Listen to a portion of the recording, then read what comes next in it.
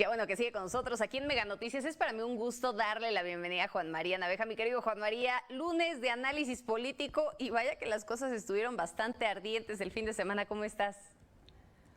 Con el gusto de saludarte, mi querida Magda, y desearle una buena semana a la audiencia de Mega Noticias MX, ardiente, candente y contrastante. Tú puedes decir que este es un ejemplo de democracia, lo que ocurrió con Morena este fin de Exacto. semana, y que lo presuma López Obrador, vaya.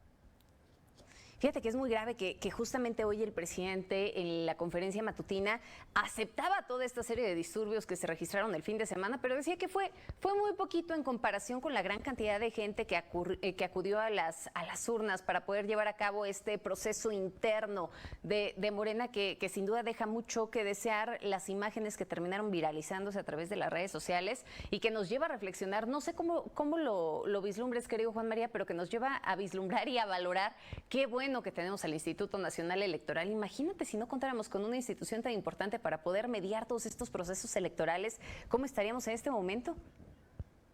Y déjame hacer acopio de un clásico del propio López Obrador, ya chole, ¿no? Con eso de Calderón, ya cansa, ya enfada para todo. Felipe Calderón es el ejemplo para todo, ya que le cambie, ¿no? Le cambió a Chicochea y no le fue bien, porque ya ves que hoy el Financiero señala que lo reprobó el pueblo de México, el pueblo lo reprobó. Ahora bien, no sé si viste tú esa serie que se llamó Juego de Tronos, que Ujú. las tribus se enfrentaban. Pues haz de cuenta lo que pasó con Morena este fin de semana, pero a todos los niveles, ¿eh? Ya viste a la señorita Vilchis con su marido metiéndose por la salida para poder votar rápido. Otros aventándose las cajas de los votos. Niñas, mujeres peleándose, agarrándose del chongo. De De pena verdad fue ajena. un verdadero, así es, un zafarrancho, y que pues se busque descalificar al INE cuando el Instituto Nacional Electoral ha desarrollado o ha trabajado las elecciones internas a petición de un partido. Mira, hasta las del PRD salieron bien. Aquí lo que podemos observar es penoso, ¿eh? Esto que estamos observando es lo que se registró en toda la República. No hubo punto en donde no se presentasen este tipo de desmanes durante sábado y domingo con la elección de quienes van a conformar el Congreso de Morena para diseñar cómo van a enfrentar las elecciones venideras. Eso es lo que estamos observando, y bueno, el acarreo estuvo a todo lo que da. Los testimonios que pudimos observar. Mira, te voy a confesar algo que me pasó ayer, Magda. A ver, Llegó un cuéntame. momento en que en mis redes sociales, yo mira, tengo de todo tipo, llegué un momento en que me cansé de ver Morena y trataba de cambiarle y de entrar a otros temas, y era imposible. Todo mundo estaba ocupado de esto que ocurrió en el curso del fin de semana. No sé si te ocurrió a ti, porque también eres una frecuente de las redes sociales. No sé si te pasó lo que a mí, pero yo me cansé de estar viendo todo este desastre en el proceso interno del partido Morena. Y que de nueva cuenta queda claro una cosa, querido Juan María, la división, la fractura que ya tienen al interior de Morena es importante, ¿no? Hoy en la mañana estaba escuchando una entrevista que le hacían en MBS a Gibran Ramírez, y fíjate que es interesante cuando los escuchas desde adentro, ¿no? Cuando escuchas realmente esa división y la forma en la que se encuentran fracturados desde personas que pertenecen también a ese movimiento, porque hay que recordar que ellos no se autodenominan un partido político en sí, sino un movimiento que fue fundado por el presidente, ¿no? Y él hablaba realmente de ese elemento de cohesión que sigue siendo el presidente Andrés Manuel López Obrador, y hacía un señalamiento importante y decía, hay que ver qué es lo que va a pasar después del 2024, porque pues el propio presidente dice que una vez llegando el 24 se va a retirar y se va a ir a su rancho, ¿no? Entonces, decía, en el momento en el que eso suceda, entonces vamos a tener un problema severo al interior de Morena, porque se van a deshacer entre ellos, porque realmente no tienen más elementos que los unan que no sea el presidente Andrés Manuel López Obrador. Bueno, el propio Gibran dijo que están un poquito decepcionados de López Obrador, ¿eh? Así lo Sí, reconoció. claro. Yo vi Uh-huh. titulares en ese sentido, y luego con el inefable John Ackerman enfrentándose con el Epigmenio, estuvieron enfrentándose también durísimo en las redes sociales.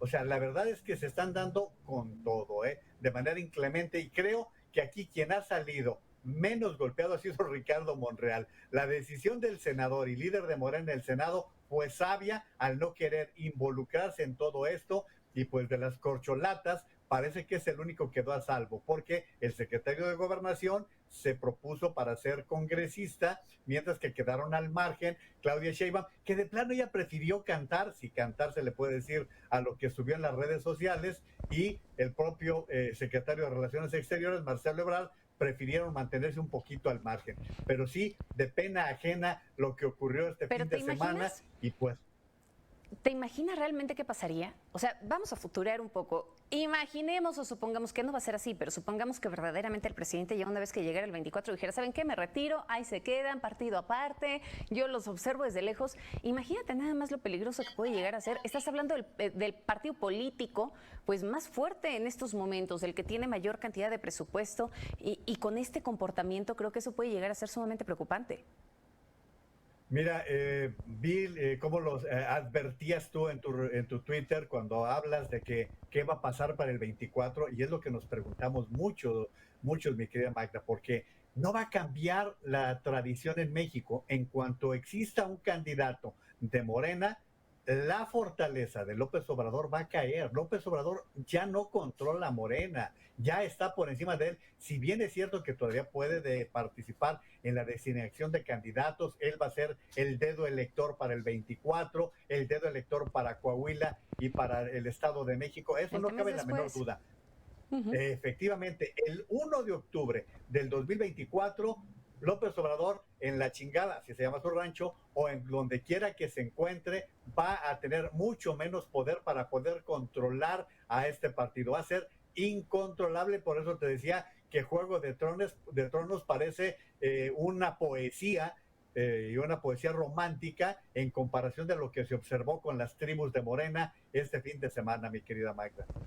Sin duda un tema delicado y desgastante y lo cierto es que para rematar con base en esta encuesta que citabas hace unos minutos, elaborada por El Financiero, en donde justo le preguntaban a la gente qué pensaba acerca del tema de Chicoche y del hecho de que el presidente hubiera retomado esta canción para poderle responder a los gobiernos estadounidense y canadiense con respecto a la controversia que se está generando ahora por el Tratado de Libre Comercio, por el TEMEC, pues lo desaprobaban. Sin embargo, lo cierto es que el presidente continúa con una alta aprobación, aunque ha disminuido de esa aprobación con la que inició, de acuerdo a los datos que maneja El Financiero, insisto, del 81%, va al 56%. ¿Es poco desgaste comparado con otras administraciones, Juan María? Nada más que hay que ver los otros incisos de las encuestas, porque mira, por ejemplo, Mitofsky en El Economista presenta resultados de reprobación tanto en seguridad como en otros dos ámbitos muy importantes del presidente de la República y su gobierno. Mitofsky y El Economista reprueban al presidente de la República en temas que son fundamentales como la economía, como la seguridad, como la salud, y ahí es en donde viene un contraste entre cómo se califica al presidente y cómo se califica a su gobierno. Eso es A su algo gobierno, muy las notorio. acciones.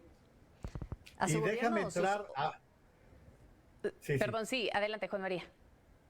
No, te iba a decir, déjame entrar a otro ámbito que hoy me preocupa porque está ya en redes sociales. Hay una representante que es el equivalente a los diputados en México del Partido Republicano por Florida, que es la ex conductora de televisión María Elvira Salazar. Ella es cubana de origen y está presentando un video en el cual advierte que ella va a presionar al Departamento del Trabajo de Estados Unidos y desde el Congreso de los Estados Unidos para que México sea sancionado por incurrir en lo que ella califica como la esclavitud moderna. Dice, la contratación de médicos cubanos por parte del gobierno de México viola el Tratado de Libre Comercio. Así lo está señalando y bueno, traemos temas, ya lo has comentado tú en varias ocasiones, mi querida Magda, con respecto al tema laboral en cuanto al Tratado de Libre Comercio. Bueno, pues ella está Claro. ya señalando que va a llevar este tema porque, como tú sabes, los congresistas, los legisladores de origen cubano que son de la Florida son sumamente duros, incluso agresivos en este tipo de temas. Por eso yo creo que el gobierno de México tiene que poner mucha atención porque también hay dos cosas que han circulado con esto de los médicos cubanos. una advertencia del exministro de la Corte, José Ramón Cosío, que tanto insulta al presidente de la República en sus mañaneras, en el sentido de que cualquier profesionista, en particular los médicos, para ejercer la medicina en el país, tienen que pasar pruebas, tienen que tener evidencias claras de que pueden hacerlo y que están capacitados para la tarea. Eso lo dicen las leyes mexicanas y lo dice el ministro Cosío. La segunda, pues resulta, Magda, no sé si sean fake o sean verdad, pero que se está pidiendo apoyo a los nayaritas para darle albergue a los médicos cubanos, cuando nos habían dicho que todo esto iba a correr por cuenta y riesgo del gobierno de la República, Magda. Fíjate que en torno a esta situación de los médicos cubanos, ya lo habíamos comentado también en algún otro momento, hablando del background que realmente existe detrás del tema y visto desde la perspectiva de un negocio para Cuba. Sumamente recomendable este reportaje que publica Conectas hace ya un tiempo, cuando empieza a moverse aún más en medio de la pandemia el asunto de los médicos cubanos. Y cito el título del artículo: Médicos cubanos, negocio y política afuera, abandono adentro. Narra esta forma en la que son contratados los médicos cubanos, en muchas ocasiones que no tienen realmente el contacto con sus familias. Si alguien llega a morir, están imposibilitados para poder regresar. En fin, un asunto muy complejo. Y no me gustaría, mi querido Juan María, que nos despidiéramos sin poder hacer un comentario de la crisis de desaparición en nuestro país, que va junto con pegado a esta parte que citabas en torno a las acciones pues del gobierno federal y de su gabinete para poder atender temas muy puntuales, entre ellos el de la seguridad.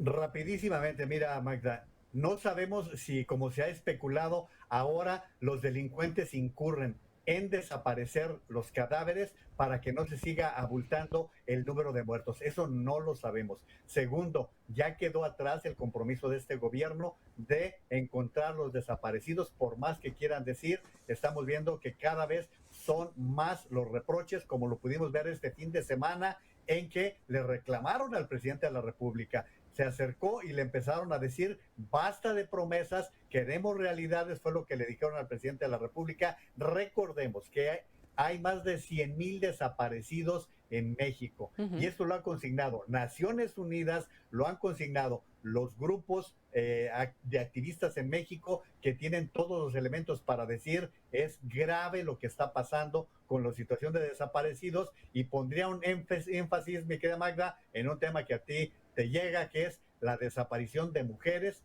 con la vinculación de los feminicidios, mi querida Magda. Así es, sin duda temas lacerantes y que bueno, de pronto parecería que se han quedado de brazos cruzados, ¿no? Que por más que se habla de buenas intenciones para poder atender esta problemática que tenemos en México, bueno, los resultados siguen siendo muy escasos. Querido Juan María, como siempre, un gusto, te veo y te escucho mañana. Será un placer. Nada más rápido, mi querida Magda, ya se rehabilitó Compranet. ¿Ya ves que se necesitaba la regañada del presidente al secretario de Hacienda? Ya mañana platicaremos en torno a Compranet, que sí, sin duda hoy forma parte también de las principales notas en los medios de comunicación. Hagamos una pausa, regresamos con más. Gracias, querido Juan María.